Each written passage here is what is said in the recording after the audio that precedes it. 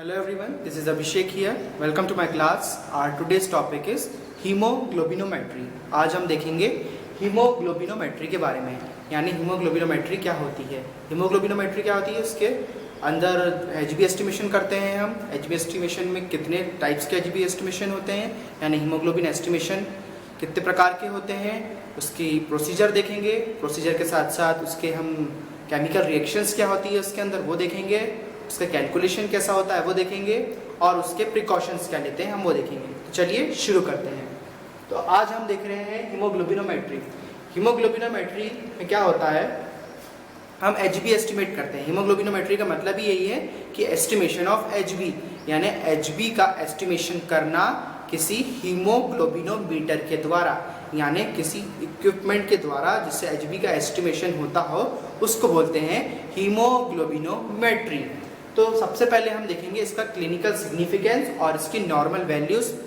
आपको एस्टिमेशन बताने के पहले मैं मतलब टेस्ट की क्या क्या प्रोसीजर होती है और कौन कौन से टाइप के टेस्ट होते हैं वो बताने के पहले मैं आपको क्लिनिकल सिग्निफिकेंस बताना चाहूँगा कि क्यों हम करते हैं, एचबी क्यों देखा जाता है आखिर, और उसकी क्या नॉर्मल वैल्यूज़ है कि जो उसमें नहीं आने के कारण, उस क्राइटेरिया में नहीं आने के कारण हमको इसका एस्टिमेशन यानी उसका पता लगाना पड़ता है, यानी जांच करना पड़ता है। क्लिनिकल सिग्निफिकेंस में हम देखेंगे डिक्रीज क्यों होता है एचबी एनीमिया के कारण, यानी कम क्यों होता है, why should it get decrease, because of anaemia. Anaemia के कारण क्या होता है, ये डिक्रीज हो जाता है।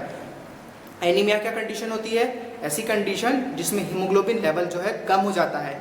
कोई सी रहती है जैसे कि आयरन डिफिशियंसी एनीमिया हो गया, जिसमें आपको फिजियोलॉजिकल वेरिएशंस पढ़ाया था एचबी के, तो उसमें क्या होता है, आयरन डिफिशियंसी एनीमिया हो गया था, पॉलीसाइथेमिया हो गया था। ये सब चीज़ के कारण क्या होता है, ये एचबी का लेवल क्या होता है, कम हो जाता है, हीमोग्लोबिन का लेवल कम हो जाता है, यानी एनीमिया हो जाता है। अब इंक्रीज क्यों होता है एचबी, हीमो कंसंट्रेशन, हीमो यानी एचबी का कंसंट्रेशन यानी गाढ़ापन जो है बढ़ने से, कॉन्सनट्रेट हो जाता है, उसके कारण क्या ही हो जाता है, इंक्रीज। क्यों होता है, फ्लूइड लॉस। फ्लूइड लॉस कैसे होता है, वॉमिटिंग हो गया या डायरिया हो गया या सीवियर बर्न। वॉमिटिंग यानी उल्टी, डायरिया यानी दस्त, और सीवियर बर्न यानी बहुत गंभीर रूप से कोई जल गया है, उसके कारण क्या होता है, फ्लूइड लॉस, यानी आपकी बॉडी से फ्लूइड यानी वाटर का लॉस हो जाता है। उस लॉस के कारण क्या होता है, जो सीरम लेवल है वो कम हो जाता है, और जो सेलुलर लेवल है, जो सेल्स का लेवल है वो बढ़ जाता है। उसके कारण क्या होता है, ये कॉन्सेंट्रेट हो जाता है हीमोग्लोबिन, इसलिए उसका लेवल इंक्रीज बताता है। हार्ट डिसीजेस में क्या होता है, कंजेशनल हार्ट डिसीज में क्या होता है, जो ऑक्सीजन लेवल जो मिलना चाहिए हार्ट को वो कम हो जाता है। उसके कारण क्या होता है, सेल्स में और प्रोडक्शन होता है आरबीसीज का, जिसमें आपको पॉलीसाइथेमिया बताया था, जैसे कि क्या होता है, एम्फाइसीमिया और पॉलीसाइथेमिया। एम्फाइसीमिया या पॉलीसाइथेमिया में क्या होता है, जो ऑक्सीजन लेवल रहता है कि आरबीसी को ऑक्सीजन नहीं मिल पाता है। आरबीसी के अंदर क्या होता है, हीमोग्लोबिन होता है। हीमोग्लोबिन का काम क्या होता है, एक रेस्पिरेटरी पिगमेंट होता है। रेस्पिरेटरी पिगमेंट क्यों बोलते हैं, इसलिए बोलते हैं क्योंकि ऑक्सीजन कैरी करता है बॉडी में, ठीक है। बॉडी में जो ऑक्सीजन कैरी करने का या ऑक्सीजन का सर्कुलेशन का काम होता है, वो किसके द्वारा होता है, हीमोग्लोबिन के द्वारा होता है। तो हीमोग्लोबिन में क्या होता है, ऑक्सीजन टेंशन हो जाता है, ऑक्सीजन का लेवल कम हो जाता है। अब क्यों कम हो जाता है, कोई अगर ऊंची जगह पे रह रहा है, यानी हाई एल्टीट्यूड्स में रह रहा है या पहाड़ी इलाकों में रह रहा है, वहाँ पे क्या होती है, ऑक्सीजन की कमी होती है। ऑक्सीजन की कमी के कारण क्या होता है, बॉडी को तो ऑक्सीजन चाहिए रहता है, तो क्या करती है बॉडी, और आरबीसीज का सिंथेसिस करती है। आपकी बोन मैरो में क्या होता है, और आरबीसीज का सिंथेसिस होता है, यानी और आरबीसीज बनती है। ज़्यादा मात्रा में आरबीसीज बनने के कारण क्या होता है, क्यों बनती है, क्योंकि अगर ज़्यादा आरबीसी बनेगी तो ज़्यादा ही ऑक्सीजन का लेवल बना के रखेगी। कम आरबीसी के कारण क्या होता है, कम ऑक्सीजन लेवल रहता है, तो बॉडी क्या करती है, और आरबीसीज बनाती है, जिसके कारण क्या होता है, और आरबीसीज बनने के कारण जो हीमोग्लोबिन लेवल बढ़ जाता है। उसके कारण आरबीसी का साइज तो छोटा हो जाता है, पर वो क्या करता है, और ज़्यादा आरबीसीज का प्रोडक्शन करता है, जिसके कारण हीमोग्लोबिन का लेवल बढ़ जाता है। किस में होता है, किस कंडीशन में होता है, एम्फाइसीमिया और पॉलीसाइथेमिया। अब एक नेक्स्ट कंडीशन क्या है, प्रेगनेंसी में क्या होता है, हीमोडाइल्यूशन हो जाता है, यानी हीमोग्लोबिन जो हीमोग्लोबिन मॉलिक्यूल है वो डाइल्यूट हो जाता है। कैसे डाइल्यूट होता है, घुल जाता है। अब प्रेगनेंसी के समय मदर को खुद को भी हीमोग्लोबिन की ज़रूरत रहती है और फीटस को भी रहती है, जो बच्चा रहता है पेट में उसको भी ज़रूरत रहती है और मदर को भी ज़रूरत रहती है। अब इस कारण क्या होता है, हीमोग्लोबिन का डाइल्यूशन हो जाता है, यानी हीमोग्लोबिन निकल के अब बच्चे में भी जाएगा और मदर में भी जाएगा। इसके कारण क्या होता है, प्रेगनेंसी में हीमोग्लोबिन का लेवल कम हो जाता है और बच्चा जो इन्फेंट रहता है उसमें ज़्यादा रहता है। क्यों ज़्यादा रहता है बच्चे के अंदर, माँ से तो बन रहा है हीमोग्लोबिन और बच्चे की बॉडी खुद भी हीमोग्लोबिन का प्रोडक्शन करती है। किसके थ्रू करती है, जब बच्चा छोटा रहता है, पेट के अंदर रहता है या जन्म के बाद तक, जस्ट आफ्टर बर्थ उसकी जो बॉडी रहती है, क्या काय में उसका प्रोडक्शन होता है, उसका लिवर में बनता है हीमोग्लोबिन, बोन मैरो में बनता है, स्प्लीन में बनता है, इस तरीके के सेल्स में क्या बनता है, ग्लैंड्स में क्या बनता है, हीमोग्लोबिन का प्रोडक्शन होता है। यानी लिवर में भी बन रहा है, स्प्लीन में भी बन रहा है, बोन मैरो में भी बन रहा है, ठीक है। पर आफ्टर बर्थ के कुछ समय बाद, यानी 1 साल तक का जब बच्चा 6 महीने के बाद क्या होता है, अब हीमोग्लोबिन का प्रोडक्शन सिर्फ बोन मैरो में होगा, तो उसके वजह से क्या होता है, हीमोग्लोबिन का लेवल धीरे धीरे कम होते जाता है। इसलिए इन्फेंट में क्या होता है, हीमोग्लोबिन लेवल ज़्यादा होता है, क्योंकि उस समय क्या होता है कि हीमोग्लोबिन जो रहता है उसकी बॉडी की सारी कुछ ग्लैंड्स भी बनाती है और बोन मैरो भी बनाती है। अब हम देखेंगे इसकी नॉर्मल वैल्यूज़। नॉर्मल वैल्यूज़ क्या है, मैन में रहता है 13 to 18 HB ग्राम पर DL, यानी नॉर्मल एडल्ट जो रहता है, स्वस्थ आदमी में हीमोग्लोबिन की वैल्यू रहती है 13 to 18 13 से 18 HB ग्राम पर DL। HB यानी हीमोग्लोबिन और G बाय DL यानी ग्राम पर DL इसकी वैल्यू रहती है। यानी 13 to 18 जो है नॉर्मल जो ह्यूमन में, मेंस के अंदर, पुरुषों के अंदर HB का लेवल रहता है। वुमेन में कितना रहता है, 12.5 to 16। वुमेन्स में कम क्यों रहता है, वुमेन्स में कम इसलिए रहता है क्योंकि वुमेन्स में पीरियड्स के कारण क्या होता है, हीमोग्लोबिन या ब्लड का लॉस होता है। ब्लड लॉस होने के कारण इनका जो लेवल क्या हमेशा कम रहता है, तो इसलिए उसमें 12.5 to 16 HB ग्राम पर DL इसका हीमोग्लोबिन लेवल रहता है। किस में रहता है, वुमेन्स में रहता है। और चिल्ड्रन में की तरह, चिल्ड्रन अप टू 1 ईयर यानी 1 साल तक के बच्चों में हीमोग्लोबिन लेवल रहता है 11 to 13 HB ग्राम पर DL। कितना रहता है, 11 to 13 HB ग्राम पर DL। अब बच्चों में कम क्यों रहता है, 1 साल तक के बच्चों में 11 to 13 इसलिए रहता है क्योंकि most of the children depend on the mother's milk. माँ के जो दूध देती है, माँ पिलाती है, फीडिंग के ऊपर बच्चे डिपेंड रहते हैं। फीडिंग पे डिपेंड होने के कारण क्या होता है, मैंने जैसे आपको पहले भी वेरिएशन में पढ़ाया है, बच्चा दूध पे डिपेंड है। अब जो मिल्क है, मिल्क में इतना आयरन तो रहता नहीं है सफिशिएंट कि बॉडी में आयरन कम रहा तो उसके कारण क्या होगा, ब्लड का प्रोडक्शन कम होगा, हीमोग्लोबिन का प्रोडक्शन कम होगा। इसके कारण क्या रहता है, बच्चा ज़्यादा पोषण ना मिलने के कारण, सिर्फ मिल्क पे डिपेंड होने के कारण उसका जो HB लेवल रहता है 1 साल से ज़्यादा के उम्र के बच्चों में या कम के बच्चों में HB लेवल कम रहता है। अब इन्फेंट्स, अब children up to 10 to 12 years, बच्चे जो 10 से 12 साल के बच्चे रहते हैं उसमें कितना रहता है 11.5 to 14.5। अब इनमें थोड़ा बढ़ जाता है क्योंकि बच्चा अब क्या आहार लेने लगता है। The children is starting to consume food, वो फूड लेने लगता है, आहार खाने लगता है, उसके कारण क्या होता है उसका HB बढ़ जाता है, 11.5 to 14.5 इसका HB हो जाता है। अब देखेंगे इन्फेंट्स यानी शिशु, जस्ट बर्थ यानी जिसका तुरंत ही जन्म हुआ हो या बच्चा पेट में हो। पेट में आप कैसे HB चेक करोगे, उसकी कॉर्ड रहती है, अम्बिलिकल कॉर्ड, उसके थ्रू ब्लड का चेकअप हो जाता है, ठीक है, उसके कॉर्ड्स के थ्रू ब्लड का सैंपल लिया जाता है। और इन्फेंट जस्ट बिफोर बर्थ तो वीनस के द्वारा, ह्यूमेरस पेन के द्वारा ब्लड लिया जाता है।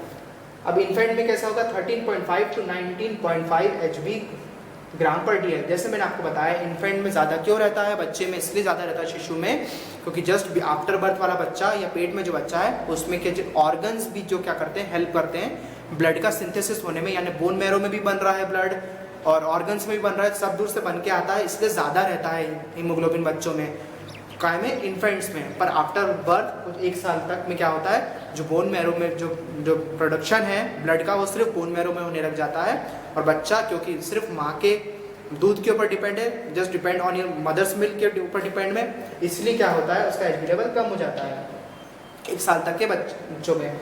अब हमने ये देख लिया, क्लिनिकल सिग्निफिकेंस देख लिया, नॉर्मल वैल्यूज देख ली। अब हम देखेंगे हीमोग्लोबिनोमेट्री में मेथड्स, यानी हीमोग्लोबिन एस्टिमेशन कौन कौन सी मेथड से करते हैं।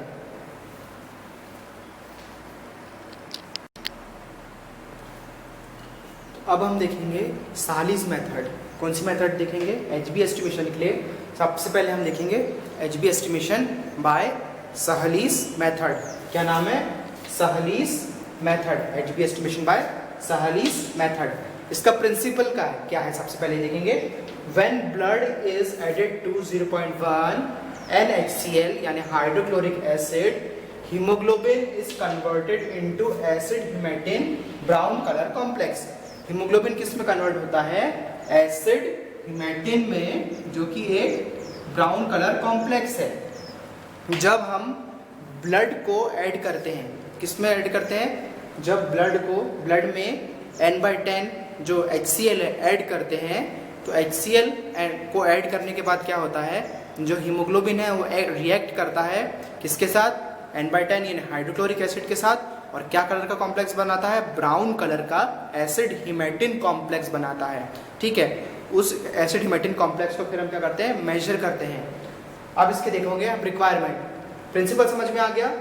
जब ब्लड को ऐड करते हैं N/10 HCl एसिड में, जब ब्लड को, कैपिलरी ब्लड या वीनस ब्लड को ऐड करते हैं N/10 HCl से हाइड्रोक्लोरिक के साथ, एसिड के साथ जब हम मिलाते हैं ब्लड और हाइड्रोक्लोरिक एसिड को, तो ये कन्वर्ट होता है, रिएक्शन देता है। हीमोग्लोबिन रिएक्ट करता है N/10 HCl से और कन्वर्ट हो जाता है एक ब्राउन कलर के कॉम्प्लेक्स में या ब्राउन कलर के लिक्विड में। ये कन्वर्ट हो जाता है, जिसको क्या बोलते हैं? एसिड हिमेटिन बोलते हैं। एसिड हिमेटिन कॉम्प्लेक्स में कन्वर्ट होता है, जो कि दिखता है ब्राउन कलर का। अब देखेंगे हम इसके रिक्वायरमेंट्स।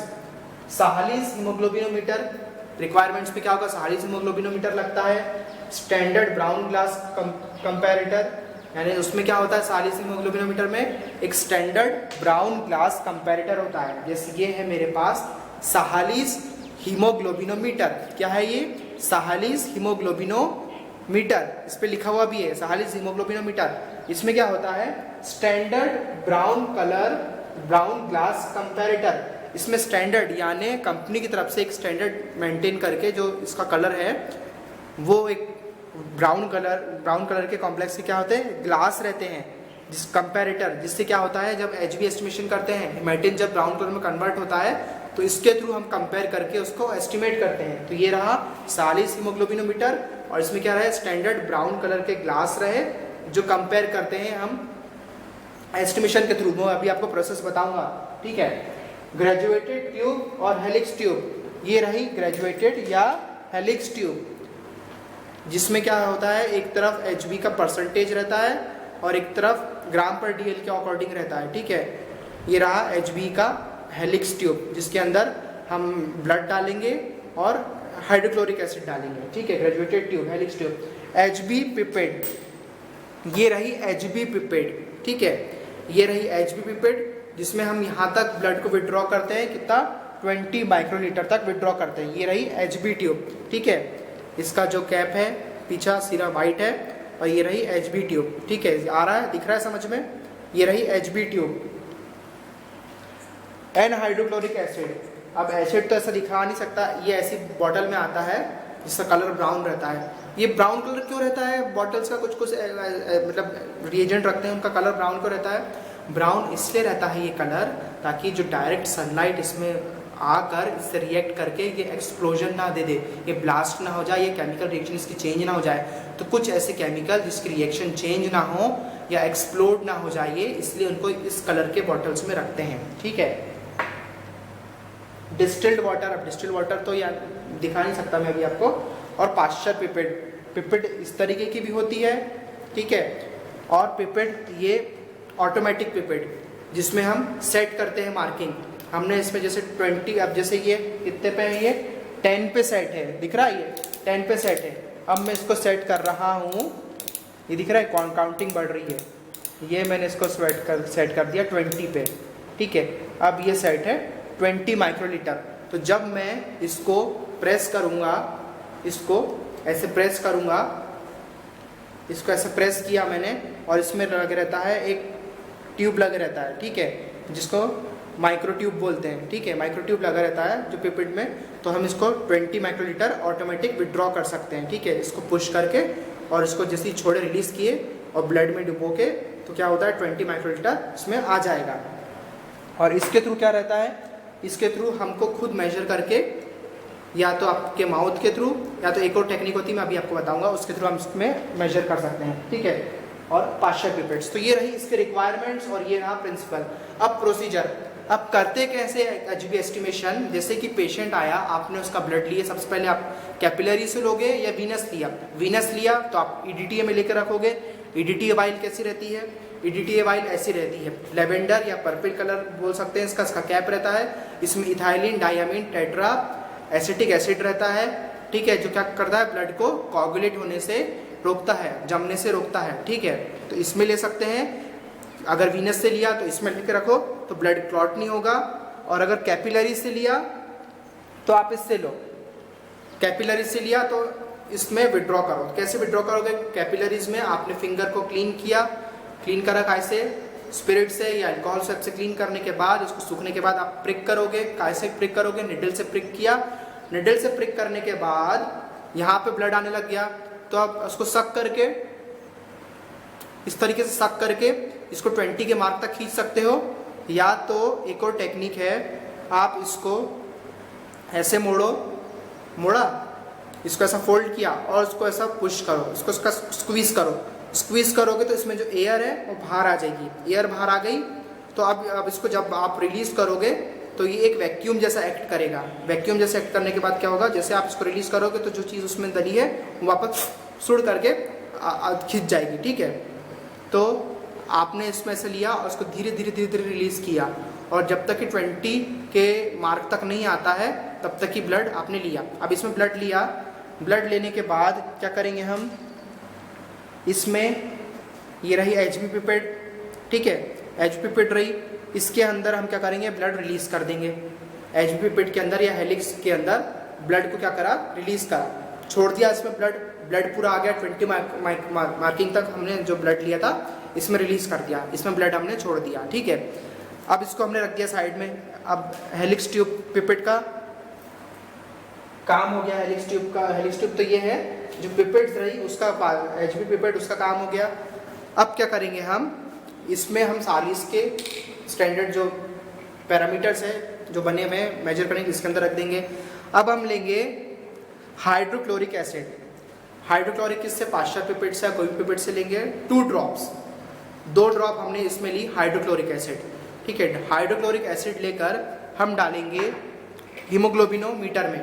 कितना डालेंगे, 2 ड्रॉप्स ऑफ, कितना डालेंगे, HCl डालेंगे 2 ड्रॉप्स तक। ये 2 मार्किंग है ना, यहाँ तक आ जाना चाहिए, तो 2 ड्रॉप्स हम इसमें डालेंगे। N/10 HCl डालेंगे। N/10 HCl डालने के बाद क्या करेंगे हम, अब वेट करेंगे। कितनी देर वेट करेंगे, 10 मिनट्स के लिए हम इसमें वेट करेंगे।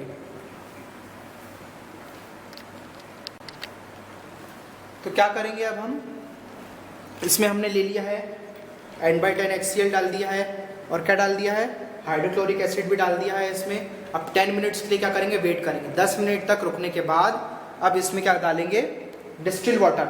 डिस्टिल वाटर ड्रॉपर से डालेंगे, drop by drop distil water इसमें डालते जाएंगे। और डिस्टिल वाटर डालने के बाद इसको मिक्स करेंगे। किससे मिक्स करेंगे, इसमें एक आता है ट्यूब, इससे हम मिक्स करेंगे, है ना, इससे मिक्स करेंगे। और कब तक मिक्स करेंगे, जब तक कि जो स्टैंडर्ड है, ये कलर है जो ब्राउन कलर कॉम्प्लेक्स, ये कलर और जो हेमेटिन में जो कलर आया है वो कलर जब तक कि मैच ना करने लग जाए। और किसके तरफ देखेंगे, सनलाइट के तरफ, ऐसे देखेंगे सनलाइट की तरफ, जो नेचुरल सोर्स रहता है ना लाइट का, वहाँ देखेंगे। और जो कलर है ये दोनों मैच करना चाहिए, ये दोनों स्टैंडर्ड कलर से। और जो ये बीच में जो हमारा जो मिक्सचर है हीमोग्लोबिन का जो हम बना रहे हैं एसिड हेमेटिन वाला, वो दोनों स्टैंडर्ड मैच करना चाहिए। और जब स्टैंडर्ड मैच हो जाता है तो देखेंगे कहाँ पे मैच हुआ है। तो ये जैसे कि यहाँ पे मैच हुआ, 10 पे मैच हुआ तो कितना ब्लड है इसका, 10 ग्राम पर DL। 11 पे हुआ तो 11 ग्राम पर DL। इस तरीके से जिसके स्टैंडर्ड है, और जितने पे आके ये रुकेगा, यानी जितने पे आके, जैसे कि ये रुक गया है 10 पे आके पूरा मैच हो चुका है ये, तो क्या करेंगे हम, अब वहाँ पे स्टॉप हो जाएंगे और उसकी रहेगी उतनी हीमोग्लोबिन की वैल्यू रहेगी। अब इसमें ये तो मैंने आपको प्रोसीजर बता दिया किस तरीके से होता है। इसमें कुछ स्टैंडर्ड्स रहते हैं, मतलब जो इसमें एडिशनल इन्फॉर्मेशन बताऊंगा मैं आपको। इसमें जो मिथामोग्लोबिन, कार्बोक्सी मिथामोग्लोबिन और सल्फर मिथामोग्लोबिन, ये जो कंपाउंड रहते हैं ये एसिड हेमेटिन में कन्वर्ट नहीं होते हैं हाइड्रोक्लोरिक एसिड के द्वारा। जो कि सिनमेथोग्लोबिन में एक मेथड रहती है उसमें कन्वर्ट होते हैं ये चीज़, पर साइल्स में ये कन्वर्ट नहीं होते हैं। इसमें सिर्फ हेमेटिन कन्वर्ट होता है। किसमें होता है हीमोग्लोबिन कन्वर्ट होता है? एसिड हेमेटिन में N/10 HCl के थ्रू। इसमें जो बाकी के कंपाउंड जो हीमोग्लोबिन में रहते हैं वो कन्वर्ट नहीं होते हैं। और इसमें एक और ये बहुत क्विक, अगर किसी के पास